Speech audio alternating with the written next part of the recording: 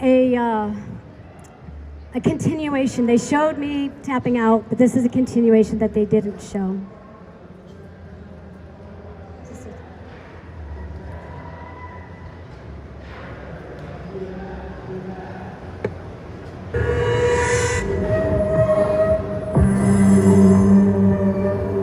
Yes, it was freezing.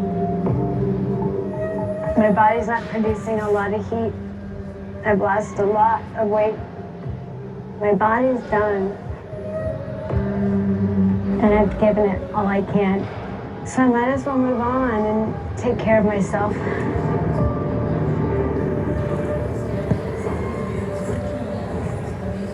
You know, I promised myself before I left, because I'm older, that I didn't need to push myself to the extremes that some younger people might do. And I have osteoporosis in this hip joint, and so it's painful. Like, I can't even really go hunting, so getting food is just not really an option. And I'm just starving myself more and depleting my body more for no reason. I mean, yeah, it gets me a few more days on the check card, on the game board. But I just don't want to do that to my body anymore.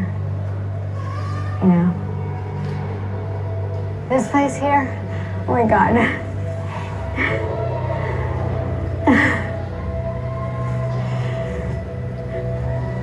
It's been my home for the last 2.5 months.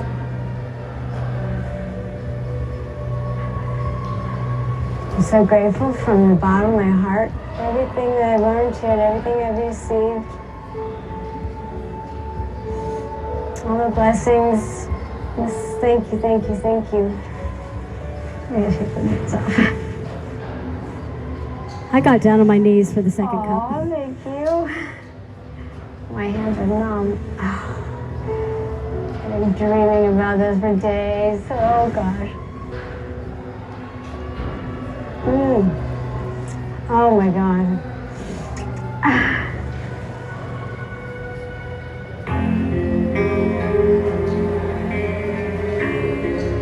It's hard for me to let go because this is my home. I just absolutely love it here and I don't want to go, but I know I need to. And this journey, it gave me confidence because wilderness survival is not just about the skills, it's about the attitude, the positive mindset. Being in a place of gratitude felt like I was being nurtured and held out there with the land. And I feel that was a big part of why, even though my body's tired, my energy level was pretty high most of the time. So I don't feel disappointed or embarrassed or that it's a failure because it was an experiment. And that's part of why I wanted to see how deep I could go, because I want to turn around and share that experience of what I learned out there. When I get home, I am going to take it easy, and I really want to spend my evenings having dinner with my friends, not isolate myself so much. I'm ready to move on to the next adventure of my life.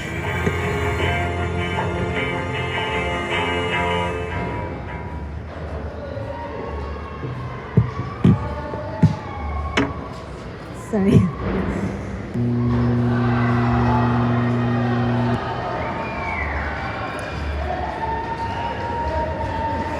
So when we landed, when those blades, helicopter blades, touched the ground, I went into shock. And and I couldn't move. I bawled for 5 minutes, just saying, it's over. It's over. It's over. Like every core of my being was, it's over. Like I can't go back. Everything I put in 50 years of preparing is over. But, so now I'm in aftercare. I was in aftercare. I came out at 90 pounds. I started out at 140. I came out 90 pounds. But I felt great. I felt great. that my body was really happy to have a hot shower.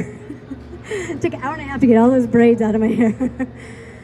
But this woman, this is Dee here, she came into my room to vacuum so I could do some yoga. And she's like all huddled up and she goes, I'm like, yeah, is everything okay? She goes, can I give you a hug? Like, yeah, of course. So she comes over and she gives me this big hug. She says, oh my God, I'm so glad you're back and that you're safe and everything's all right. And I've been praying for you out there. And I was just hoping that you were safe and protected. And I asked the ancestors of my land to take care of you, make sure you had everything you needed, that you were supported, you were safe. And I was just started crying like, oh my God, girl, sit down. We have to talk. And I shared with her, I got shivers.